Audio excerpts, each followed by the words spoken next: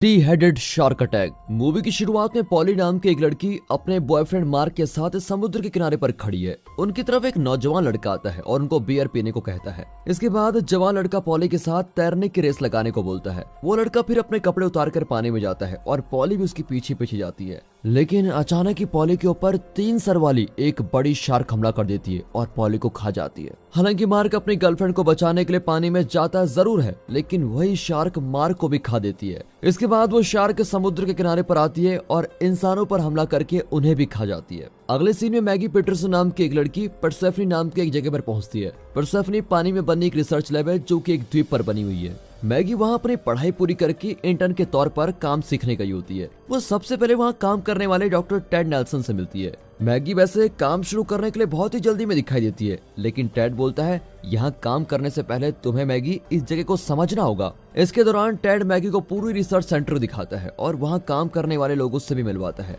इसके बाद Ted Maggi को प्रोफेसर लॉरा थॉम्सन के पास लेके जाता है। अब मैगी की मुलाकात ग्रेग नाम के एक लड़के से होती है और कॉलेज के समय वो मैगी का बॉयफ्रेंड हुआ करता था। ग्रेग पर्यावरण की जांच करने वाले एक ग्रुप का हिस्सा है जो कि कुछ समय पहले ही रिसर्च सेंटर पर आए हैं। ग्रेग के अलावा ग्रुप का हिस्सा रेयान, एलिसन और उमर है। अब प्रोफेसर लॉरा वहां पर आए सभी लोगों का अच्छे से स्वागत करती है। इसके बाद सभी नए लोगों को समझाया जाता है कि यहाँ रिसर्च सेंटर में क्या काम किया जाता है और कैसे किया जाता है। अब डॉक्टर टेड मैगी को और बाकी के नए लोगों को रिसर्च सेंटर पूरी दिखाता है और आखिर में एक लेबोरेटरी में लेके जाता है। इस लेबोरेटरी में ये जांच की जाती है कि पानी में रहने वाले जीवों पर उनके रहने की जगहों पर प्रदूषण का क्या असर हो रहा है। अब टेड सभी को बताता है यहाँ पानी में कूड़े से भरी एक जगह है और उस जगह के आसपास से लाया गया हर चौथा पांचवा जानवर पहले से ज्यादा बदल चुका है। उनके शरीर में अजीब बदलाव हो रहे हैं, इसलिए उन सभी को लेबोरेटरी में लाया जाता है ताकि उनकी जांच की जा सके। अब ये बात सुनकर मैगी अपनी सहमति देते हुए बोलती है ये बिल्कुल सही बात है, हाँ प्रदूषण से इस तरह के बदलाव आ सकते हैं। तभी रेयान का ध्यान एक जीव पर जाता है जो कि पानी से भरे एक टैंक में है। रेयान देखता है कि ये जीव कुछ अजीब तरह की हरकतें कर रहा है, इसलिए वो बोलता है दोस्तों इधर आओ, देखो इस जीव को ये क्या कर रहा है, इसे देखो तो क्या हो रहा है। टेड भी वहाँ पर आता है और बोलता है ऐसी हरकतें किसी बड़ी शिकारी मछली के आसपास होने की वजह से की जाती है, लेकिन वो साथ ही बोलता है ये व्यवहार थोड़ा अजीब जरूर है, कुछ तो गड़बड़ लग रही है। इसके कुछ देर बाद ही टेड स्टीव नाम के एक वैज्ञानिक को कॉल करता है जो कि रिसर्च सेंटर में काम करता है। टेड स्टीव को बताता है कि टैंक में बंद एक मछली बहुत ही अजीब व्यवहार कर रही है, मेरे हिसाब से आपको इस बारे में जांच करनी चाहिए। अब स्टीव जल्दी से अपने कंप्यूटर पर जाता है और रडार में देखकर बोलता है पानी में आसपास ही कोई बड़ी चीज घूम रही है। वो बताते हैं कि ये बड़ी चीज बहुत तेजी से आगे बढ़ रही है और मेरे हिसाब से वो हमारे रिसर्च सेंटर की ओर ही आ रही है। अब प्रोफेसर थॉमस जो कि अभी स्टीव के साथ है, वो बाहर जाकर इस चीज की जांच करने का तय करती है। इस सब के दौरान वहाँ पर काम करने वाला ब्रैंड नाम का एक आदमी देखता है कि पानी में कोई बहुत बड़ी चीज घूम रही है, लेकिन वो सोचता है कि ये बड़ी चीज एक व्हेल मछली होगी। वो समुद्र में जाता है और कोड़े वाली जगह की तरफ जाने लगता है। रिसर्च सेंटर में सभी लोग बाहर आते हैं और ब्रैड को बोलते हैं ब्रैड तुम जल्दी से बाहर आ जाओ, लेकिन ब्रैड एक नाव की तरफ इशारा करते हुए बोलता है मेरी नाव में कोई चीज रह गई है और मैं जल्दी से उस चीज को वापस लेकर आता हूँ। इसके बाद वो सभी को बताता है कि कैसे उसने थोड़ी देर पहले यहाँ पर एक बड़ी व्हेल मछली को देखा। तभी उसका ध्यान पानी में चल रही एक बड़ी चीज पर जाता है और बोलता है ये देखो दोस्तों, ये देखो वो व्हेल मछली वापस आ गई। लेकिन ये बात बिल्कुल साफ है कि वो गलत समझ रहा है। वो बड़ी चीज कोई व्हेल नहीं बल्कि कुछ और ही है। पानी में से तभी के तभी 3 सर वाली बड़ी शार्क निकलती है और जब तक ब्रैड को कुछ समझ आता तब तक बहुत देर हो जाती है और शार्क उसको मार देती है। रिसर्च सेंटर के सभी लोग ये नजारा देखकर अब बहुत डर जाते हैं और वापस अपनी प्रयोगशाला में चले जाते हैं। हालांकि शार्क अभी भी प्रयोगशाला पर हमला करती रहती है, जिसकी वजह से प्रयोगशाला में धमाका हो जाता है। अब सभी के सभी लोग इस खाली पड़े छोटे से द्वीप पर फंस गए हैं। कुछ देर के लिए तो सभी सोचते हैं कि वो लोग द्वीप से अब कैसे निकले। वो तय करते हैं कि जिस नाव से ग्रेग और उसके साथी आए थे वे सभी उसी की मदद से यहाँ से निकलेंगे। सबसे पहले ग्रेग तैरकर नाव के पास जाता है। वो सभी को बोलता है मैं अब नाव को चलाकर तुम लोगों के पास आता हूँ, फिर तुम लोग भी आसानी से नाव में आ पाओगे। लेकिन बहुत सारी कोशिश करने के बाद भी नाव नहीं चलती। अब किनारे पर खड़े सभी लोग सब्र करते करते तंग आ चुके होते हैं, इसलिए रेयान पानी से तैरकर नाव पर पहुंच जाता है। उसके पीछे पीछे एल्सन भी नाव में पहुंच जाती है, लेकिन जब उमर पानी में उतरता है तभी शार्क आकर उसको खा लेती है। अब द्वीप के किनारे सिर्फ मैगी, प्रोफेसर थॉमस और टेड ही बचे होते हैं। मैगी बोलती है देखो मेरे पास एक प्लान है, मैं शार्क का ध्यान भटकाने के लिए पानी में चले जाऊंगी और इस सब के दौरान आप दोनों तैरकर नाव पर चले जाना, क्योंकि आप दोनों को अपनी खोज जारी रखनी जरूरी है। वो आगे बोलती है मैं पानी में जाकर नाव से दूर जाने की कोशिश करूंगी, ऐसा करने से शार्क जरूर मेरे पीछे आ जाएगी और इसी बीच आप दोनों की जान भी बच जाएगी।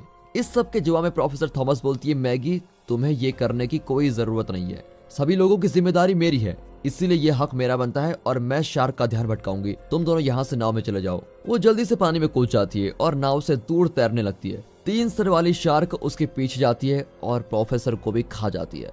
लेकिन इसके दौरान टेड और मैगी नाव पर पहुंच जाते हैं। अब तक नाव का इंजन भी ठीक कर दिया जाता है, इसलिए सभी लोग वहां से निकल जाते हैं। रास्ते में जाते वक्त उनको पता लगता है कि 3 सर वाली शार्क उन लोगों की नाव का पीछा कर रही है। तभी उनको एक रेडियो मिलता है जो कि खराब है। फिर उसको सही करने के बाद रेयान किसी मैक्स बंस नाम के आदमी से बातचीत करता है। मैक्स बंस मछली पकड़ने वाला एक आदमी है जो कि अपनी नाव पर 2 जवान लड़कों के साथ आया हुआ है। फिर रेयान बंस को शार्क के बारे में बताता है कि शार्क ने क्या क्या नुकसान पहुंचा दिया है और वो कितनी खतरनाक है। वो बंस की मदद मांगता है, लेकिन शुरू में बंस को रेयान की बोली बात पर विश्वास नहीं होता। वो सोच रहा होता है कि रेयान किसी वजह से झूठी कहानी बना रहा है। इस सब के दौरान नाव वाले सभी लोगों को महसूस होता है कि शार्क ने उनका पीछा करना छोड़ दिया है। लेकिन थोड़ी देर में ही उनको शार्क दिख जाती है जो कि एक बहुत बड़ी नाव की तरफ जा रही है। उस बड़ी नाव पर बहुत सारे लोग मौज मस्ती करने में लगे हुए हैं। अब रेयान बंस को बोलता है, आपको जल्दी से जल्दी कुछ करना होगा क्योंकि शार्क एक दूसरी नाव की तरफ जा रही है और उस नाव पर बहुत सारे लोग हैं। ना चाहते हुए भी बंस को उनकी बात माननी पड़ती है। इस सब के दौरान पानी के अंदर फेंकी गई खाली कैंस को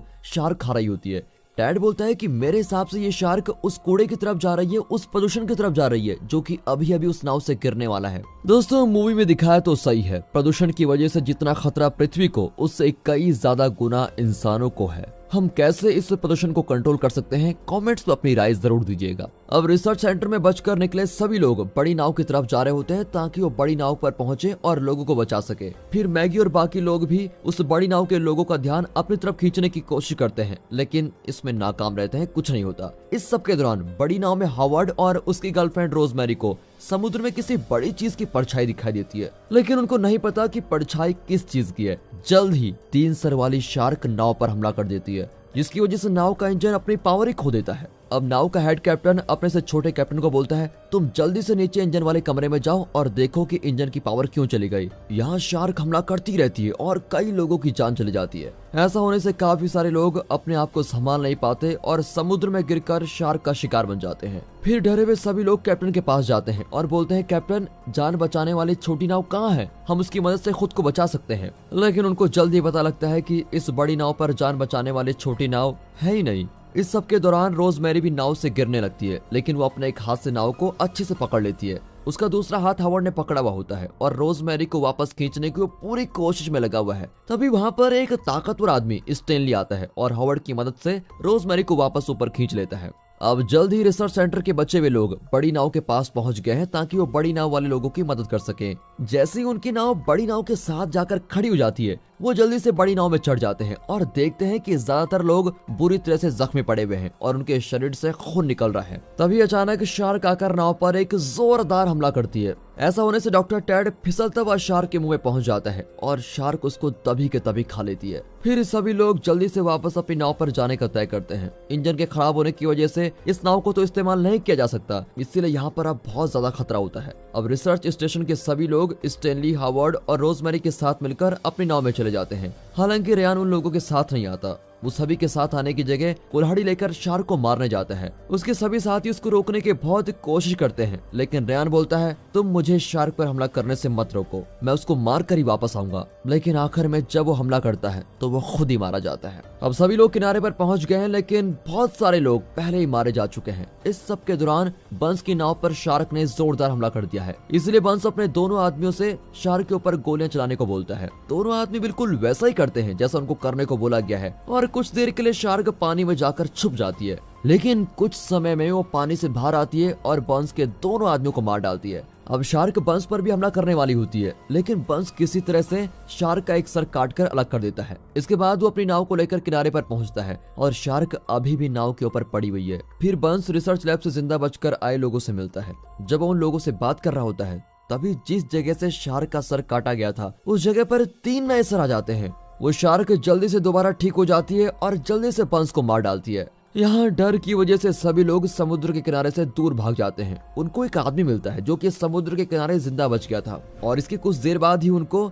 इंसानों के शरीर के हिस्से जमीन पर गिरे हुए मिलते हैं। वहाँ सारी जगह पर खून ही खून फैला हुआ होता है। अब उनको महसूस हो जाता है कि इस सब के पीछे भी शार्क ही है और इसकी वजह से सभी लोग और भी ज्यादा डर जाते हैं। यहाँ पर मिला हुआ आदमी अभी भी बहुत ज्यादा डरा हुआ है और वो बोलता रहता है, मैं तब तक नहीं जाऊंगा जब तक शार्क जान से नहीं मरेगी। हालांकि सभी लोग उसको साथ में चलने के लिए मना लेते हैं। अब सभी लोग मिलकर द्वीप के दूसरी तरफ के लिए निकल पड़ते हैं क्योंकि वहाँ मोटर वाली 2 नाव खड़ी होती है। सभी के सभी लोग 2 समूह में बढ़ जाते हैं। एलिसन, हवर्ड, रोजमेरी और बाकी के सभी लोग एक मोटर वाली नाव पर चले जाते हैं। दूसरी तरफ स्टेनली, मैगी और ग्रेग मोटर वाली दूसरी नाव में चले जाते हैं। मैगी और उसके साथी देखते हैं कि शार्क दूसरी नाव के पीछे जा रही है, इसलिए वो अपने साथियों को चिल्ला चिल्लाकर इस बारे में बताने की कोशिश करते हैं, लेकिन एल्सन और बाकी लोग मैगी के इशारे को समझ नहीं पाते। आखिर एल्सन वाली नाव पर शार्क हमला कर देती है और नाव में धमाका हो जाता है और अब शार्क अपने नए शिकार को ढूंढने के लिए निकल जाती है। बाद में मैगी, ग्रेग और स्टैनली एक प्लान बनाते हैं जिसके जरिए वो शार्क को मार सके। उनका प्लान यह है कि वो शार्क को कचरे के ढेर के पास लेके जाएंगे और यहाँ शार्क को बहुत सारी चीजें खाने को मिल जाएंगी। इतना सारा खाने पीने के चक्कर में शार्क के इतने सारे सर एक दूसरे पर हमला कर देंगे और आखिर में शार्क मारी जाएगी।